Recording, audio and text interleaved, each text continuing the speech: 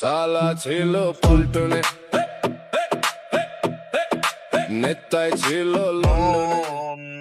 মাঝি খবরদার।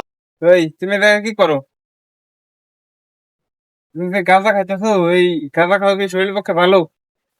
এই অল্প বয়সে গাঁজা গুজা খাই শরীরটা শেষ করে লাইতেছো। এখনো সময় আছে, গাঁজা গুজা খাওয়া বাদ দাও ভাই, তাহলে চুপা চাইবে যাবে না ভাঙ্গা। না, ভাই তো ঠিক কথাই কইছে।